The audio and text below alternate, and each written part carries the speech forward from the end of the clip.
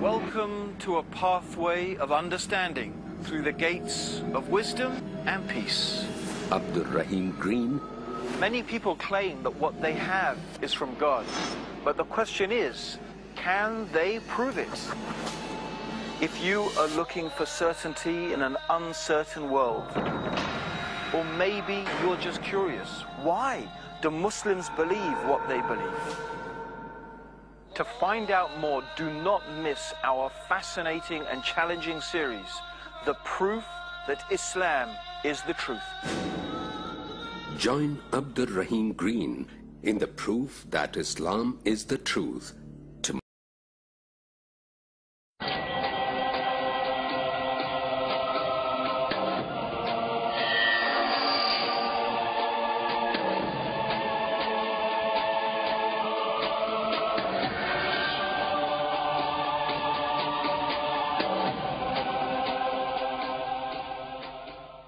Alhamdulillahi Rabbil Alameen. Allahumma salli ala Muhammadin wa ala alihi wa sahbihi wa sallam. One of the ways that we can test the truthfulness or the veracity of any message or any claim to revelation is by examining the life and the behavior of the person who claims to carry the message. In this case, of course, we're going to look at the life of the Prophet Muhammad. May God's peace and blessings be upon him. And we are going to look at the life of the Prophet Muhammad in an analytical sense, in a rational way. We want to ask ourselves or pose three simple questions, or three variant possibilities. The first possibility is that the Prophet Muhammad, or that any person in fact who claims to be a prophet, who claims to be receiving revelation from God, we can apply these possibilities to that individual. Or in fact, any individual who's making a claim about anything. The first possibility is that that individual is a liar. That individual knows that they are not receiving revelation from God, and they purposefully go out to deceive people concerning this issue. Now obviously such a character, such a personality would display various characteristics, and that there are certain things that would necessitate the effectiveness of such a deception. We'll examine those issues just in a minute. The second possibility is that the individual is not a liar. The individual sincerely and truly believes that they are receiving revelation from God, but they are deluded. They are perhaps suffering from some type of psychotic mental condition. Perhaps they are suffering some form of delusion, but the person sincerely and truly believes that they are a messenger from God. They are not lying, they are not deceiving, they actually truly believe it. And such an individual will also display certain characteristics, certain attributes, certain ways of behaving. And the third possibility is, of course, that that individual is telling the truth. That individual actually is indeed receiving revelation from God. What we want to do is apply this analytical approach to the Prophet Muhammad. And we don't have time to examine in depth and in detail the whole life and the character of the Prophet Muhammad. So what we want to do today, very briefly, is begin by discussing what the opponents of Islam have said in their arguments about the Prophet Muhammad. Now, being opponents of Islam, of course, they are not prepared to accept the third alternative, that Muhammad, may God's peace and blessings be upon him, was a prophet. So they have to find some other explanation. They have to come to some other conclusion as to why Islam is the way it is. How did the information in the Quran come to be the way it is? How do we explain the behavior and the life and the teachings of Prophet Muhammad and the whole of Islam? Since they can't accept that he is a prophet of God, they must find an alternative explanation.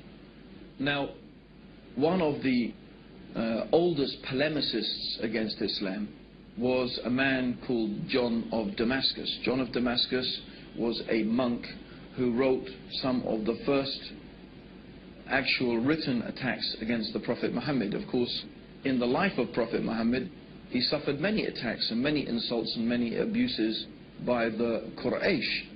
But this was the first constructed attack against the Prophet Muhammad, and even these writings exist today. And John of Damascus posited the argument that Muhammad had invented Islam. He was a liar. The whole thing was contrived, the whole thing was invented. And in order to explain the information in the Quran, John of Damascus said that the Prophet Muhammad learnt it from a Nestorian priest. A Nestorian priest, the Nestorians are a sect of Christianity.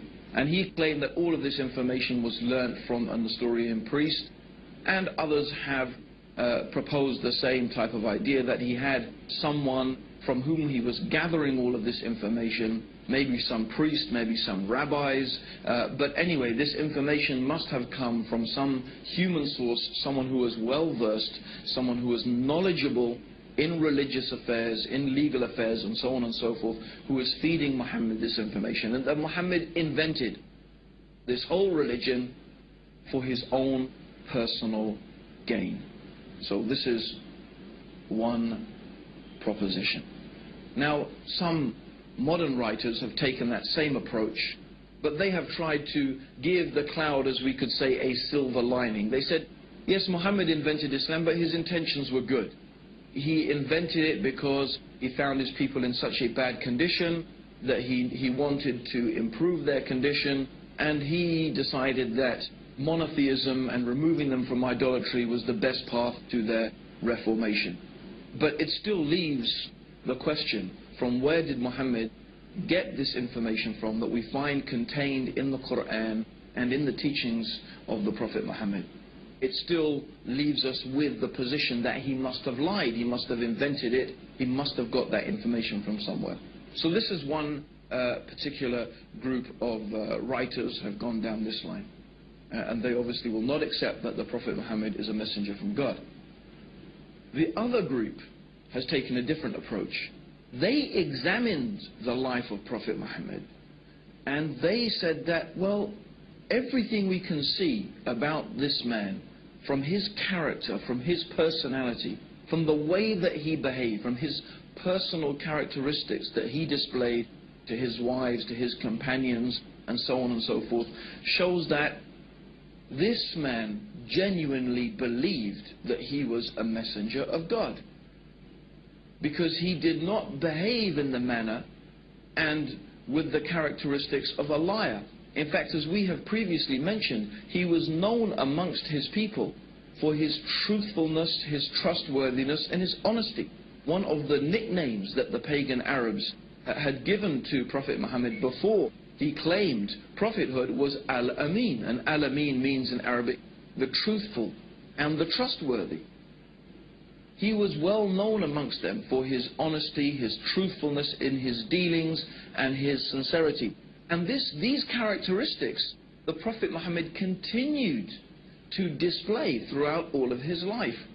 And so they said, well, the Prophet Muhammad manifested this apparent and obvious sincerity and truthfulness. We don't find duplicity in his character. We don't find deceitfulness in his character. So they said, no, we cannot accept that the Prophet Muhammad was a liar.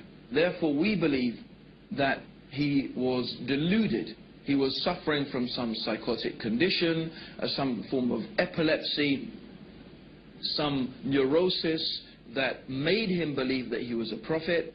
But he was a very sincere individual, although concerning the issue of being a prophet of God, of course, we don't accept that. This is what they claim. Therefore, they explain the life of Prophet Muhammad, and they explain him by saying that he was suffering some type of delusion. Now, what is interesting is when we bring both of these two ways of describing or explanation for the life of Prophet Muhammad together, when we bring them together, we are left with a problem. And the problem is this, is these two different ways of examining the life of Prophet Muhammad actually contradict each other. The first one says that we need to explain the information in the Quran. We need to explain its deep knowledge of theology, of philosophy, of law, of religion, of history, of science, and all of these things are manifest and clear in the Quran. Where did this knowledge and information come from? These people say, well, the Prophet Muhammad must have learnt it from someone. But the other is that the Prophet Muhammad was honest and truthful and trustworthy. So on one hand we need, or the people who are trying to attack the Prophet Muhammad and say that he's not a prophet, they need on one hand to say he was a liar, and they need to say that to explain the information in the Quran. On the other hand, they need to say that he was deluded, because that's the only way that they can explain his truthfulness and his sincerity. But of course, somebody can't be a liar and be deluded both at the same time. You can't be a liar and be deluded both at the same time. You can only have one or the other. But they need both in order to completely and properly explain the life of Prophet Muhammad. Let's further explain that. If you are deluded and you think that you are a messenger of God, when someone asks you a question, or when you are confronted with a problem, you don't think, oh, let me run off and ask my source of information, my rabbi or my priest who's teaching me things, because you don't need to, because you think God is going to reveal that to you. So a deluded person does not go off seeking information from someone or somewhere because that person believes that God is going to reveal that information to them. This is how a person who is deluded into thinking they are receiving revelation behaves. So we see the impossibility of having both things at the same time. Of course, a simple way to reconcile these conflicting opinions is that the information in the Quran concerning theology and philosophy and history and science and so on and so forth is there because this knowledge has come from God. And the sincerity and the truthfulness of the Prophet Muhammad is there because he was exactly what he claimed to be, a messenger of God.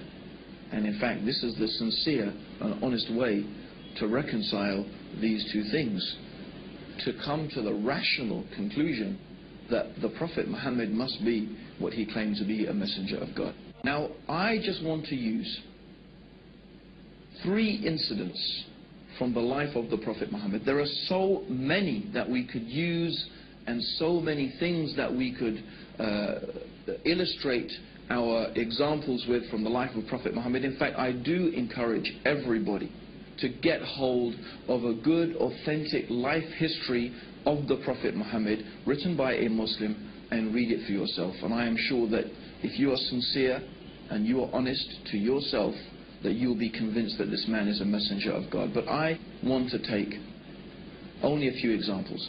The first example I want to take is in the early days of Islam, when the Prophet Muhammad had begun preaching his message, and the pagan Arabs, the leaders of pagan Arabian society, began to realize that the message of Islam was not going to go away. In fact, more and more people were becoming Muslim.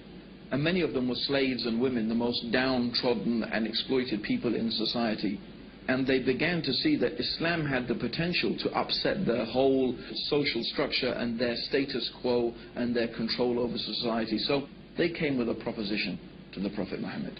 This is the leaders of the pagan Arabs. They said, look, if you want to be our king, if what you desire by calling people to this religion is to be our king, we will make you our king. If what you desire is money, then we will make you the richest man amongst us. If you desire women, name whatever women that you wish, and we will take the most beautiful women of Quraysh and marry them to you. And if you are suffering from some illness or from some disease that you say this spirit comes and talks to you, we will spend any amount of money and do whatever we can until you are cured from this illness. So if we really think about this offer that was made by the pagan Arabs to Prophet Muhammad, every possible worldly motivation is there. Do you want to be the king? In other words, if the Prophet Muhammad is seeking to be a ruler and to be king, they'll say, we'll make you our king. You want to be rich? If that's your motivation, we'll give you money. You want women? We'll give you whatever women you like. You have some problem, you have some disease, we will spend whatever it takes until it is cured. What is there? What worldly offer is not contained in this offer? It's all there. If the Prophet Muhammad was motivated by any worldly needs or by any worldly desire, he could have accepted their offer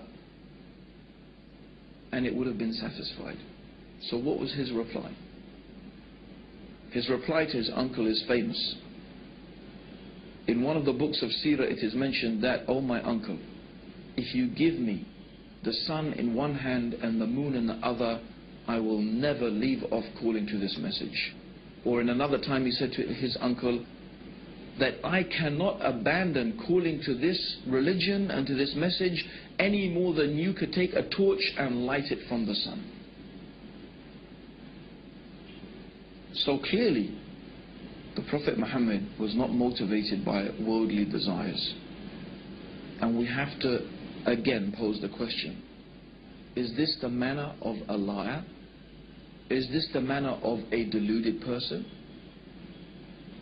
Then another amazing incident that we want to narrate is when the Prophet Muhammad first publicly called people to Islam. A truly remarkable thing happened. He stood on the top of a mount, of a particular hill in Mecca called Mount Safa. And traditionally, this was a place where if Mecca was being attacked, someone would go and stand on the top of this hill and shout a warning to the people that the city was being attacked. So the Prophet Muhammad went to the top of this mountain and started shouting and calling the people. So the people came, and all of the tribes, everybody came, and if the leader of the tribe did not come, they sent a representative. And so when the people were gathered in front of him, the Prophet Muhammad started calling the various tribes of Mecca by name. Oh, tribe of such and such, oh, tribe of this and that, calling the different tribes. And then he said, I have come to warn you of a terrible punishment from your Lord. I have come to warn you of a terrible punishment from your Lord. When one of the uncles of Prophet Muhammad heard this, his name was Abu Lahab, he started insulting the Prophet. He started cursing the Prophet Muhammad. May your face be rubbed in the dust. Is this what you wasted our time for, Muhammad? For this? You wasted our time for this? We could have been earning money in the marketplace and you wasted our time for this? And this is when some verses of the Quran were revealed. These verses of the Quran are very well there. It's one of the short chapters at the end of the Quran. Tabat yada abi lahabin wa tab. But very briefly, that's not the whole chapter, but what the meaning of this chapter is that this small verse of the Quran is saying that you, Abu Lahab, and your wife, you are going to be in the hellfire because of your persistent disbelief. Now, Abu Lahab was a character that whatever the Prophet Muhammad said, this man would contradict it. In fact, when the Prophet Muhammad used to go and try and teach the people and talk to them about Islam, Abu Lahab would follow behind him, and then he would warn the people and say, this man is a liar, this man is trying to misguide you, don't listen to him, will you abandon the religion of your ancestors, and so on and so forth. So every time the Prophet was trying to call the people to the beauty of the worship of the one God, to this true religion, this man would contradict him. When all this man, Abu Lahab, ever needed to do to almost demolish Islam was to testify that there is only one God, Allah, and that Muhammad was the messenger. And then he could say, well, I'm a Muslim now, but what are you going to do with this verse of Quran that says that I'm going to be in the hellfire and that I will die a disbeliever? But for 10 years, these verses of the Quran and this Abu Lahab existed side by side. But he could never take this testimony of faith. Would a liar behave like that? Would someone who is inventing something begin with such a dangerous challenge. People who are lying and people who are deceivers, they're usually very careful and manipulative in the way in which they deal with things. But these verses of the Quran show the complete honesty and the complete sincerity and the forthrightness of this message of Islam. Believe in Allah and His Messenger, or you will face a terrible punishment from Allah. And when this man Abu Lahab protests and he starts insulting, then these verses come from God to the Prophet Muhammad. You are going to suffer eternally for your disbelief. This is not a very, if you were a conniving person, lying and deceiving, I don't think this is the way that you would think of starting your message, because then the man would say, but actually I was really thinking about becoming Muslim and I wanted to embrace Islam. And you would look really a fool. So we see that, and this is what we mean, is that when you're looking at the life and the teachings of the Prophet Muhammad, you do not find the characteristics of a deceiver and of a liar. Yet when we go and we examine the Quran, we find all this knowledge, all this information, that even some of these things scientists have only begun to discover today. It's truly remarkable.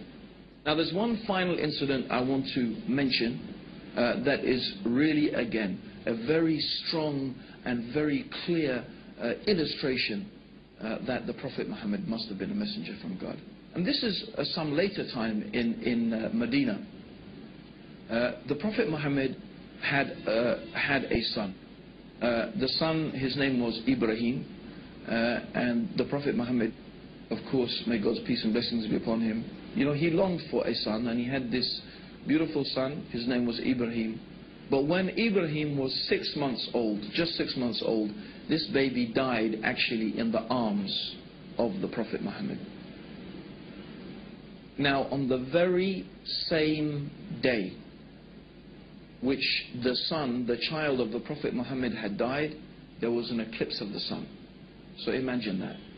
The Prophet Muhammad's son dies, and the very same day there is an eclipse of the sun. And I'm sure there's many people, even right now, who would say, that's it for me. If there was an eclipse of the sun on the same day that his son died, he must be a prophet of God. You would think of it that it's a type of proof. And in fact, in those days, when people were very superstitious, they started running out of the buildings. They had heard that the Prophet Muhammad's son had died, and now they were seeing an eclipse of the sun, and they started coming out of their houses saying, look, even the sun darkens for the death of the child of Prophet Muhammad. So this is what the people were saying.